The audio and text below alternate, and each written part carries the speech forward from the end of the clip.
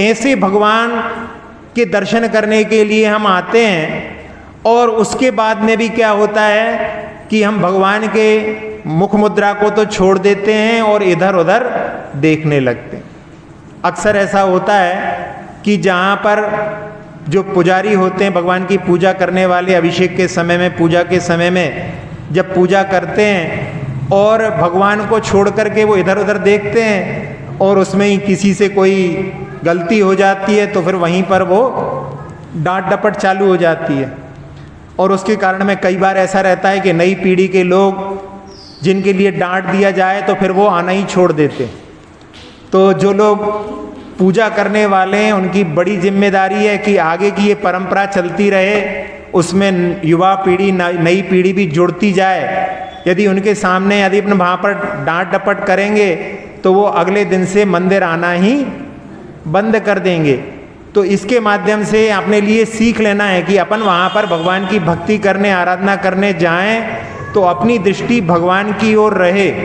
कौन क्या कर रहा है इसकी ओर यदि अपन दृष्टि रखेंगे तो उसके माध्यम से अपने कलुषित भाव होंगे, और उसके माध्यम से जब अपने मुख से कुछ कहने में आ जाएगा तो उसका प्रभाव भी वहाँ पर आगे की जो परंपरा है वो भी प्रभावित हो सकती है। एक छोटी सी बिटिया थी, वो अपने पिताजी के साथ में भोजन कर रही थी, और भोजन करते करते बच्चों की आदत होती है कि वो भोजन को छोड़ देते हैं।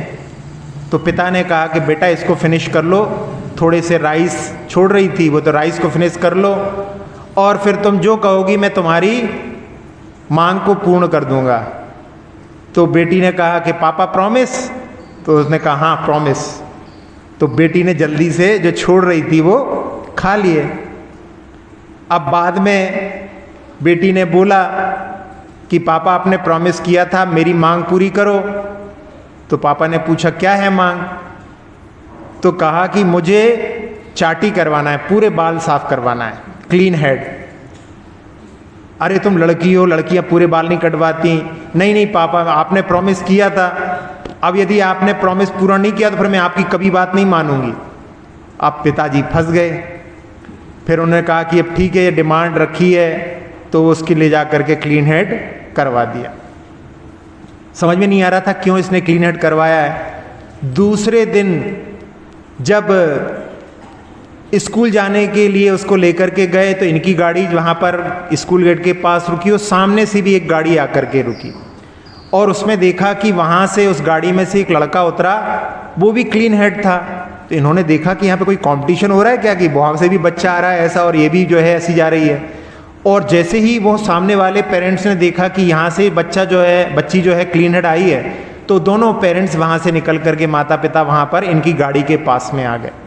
और आने के बाद में वो कहने लगे, उनकी आंखों में आंसू आ गए और उन्होंने कहा कि आपकी बेटी ने हमारे बच्चे का जो स्कूल आना बंद हो रहा था उसने ही जो है कह दिया कि मैं कुछ ना कुछ रास्ता ढूंढ लूँगी, तुम कल स्कूल जरूर आना। तब उन्होंने बताया कि क्या हो गया था। तो कहा कि हमारे बेटे को ल्यूकेमिया, ब्लड कैंसर हुआ था, और उसकी जब कीमोथेरेपी हुई तो उसके सारे बाल उड़ गए थे, वो क्लीन हेड हो गया था। अब बच्चे जो हैं जब स्कूल में आता था तो सारे बच्चे इसको गंजा गंजा कह करके चिढ़ाते थे। तो उसने मन में ठान लिया था कि मुझे सब चिढ़ाते हैं, मैं अकेला पड़ जाता हूँ और मैं कल से स्कूल नहीं आऊँगा। तो तुम्हारी बेटी ने कहा कि मैं कोई ना कोई रास्ता ढूंढ लूँगी, तुम जरूर कल स्कूल आना। और उसने उसका स्कूल नहीं छूट जाए इसलिए उसने अपने बालों का समर्पण कर दिया। यहाँ पर आपको इस उदाहरण के माध्यम से जिस बात को हम ले जाना चाह रहे हैं कि उसका स्कूल नहीं छूट जाए, उसने अपने बालों का समर्पण कर दिया। इसी प्रकार से मंदिर में जो पूजा की पद्धति, परंपरा चल रही है, युवा पीढ़ी उससे दूर नहीं हो जाए, उसके लिए जो लोग पूजा करते हैं, बड़े बूढ़े लोग, वो भी अपनी कषायों का यदि समर्पण, यदि कषायों को भी वहाँ पर छोड़ दें तो उसके माध्यम से बहुत सारी युवा पीढ़ी आगे इस मार्ग पर जुड़ सकती है। कई बार लोगों ने कहा कि महाराज जी वो कुछ लोगों के कारण में हम लोग मंदिर में पूजा आदि के लिए नहीं आते। यहाँ की बात नहीं सुना रहा हूँ, आप यहाँ की समझे, कहीं और की बता रहा हूँ। यहाँ के तो लोग सब अच्छे होंगे, लेकिन यदि किसी में इस प्रकार की स्थिति हो तो उसमें यदि अपना थोड़ा सा परिवर्तन कर लें तो उसके माध्यम से जो अपनी परंपरा, जो पूजा आदि की परंपरा है, वो अच्छी तरह से सुचारू रूप से चलती रहे। इस भावना को लेकर के यहाँ पर कि जब हम भगवान के दर्शन करने आते हैं तो हमारी दृष्टि भगवान की ओर रहे। बल्कि यहाँ तक कहा है कि उस समय में मंदिर के अंदर तो किसी को जय जनेन्द्र भी नहीं कहना चाहिए।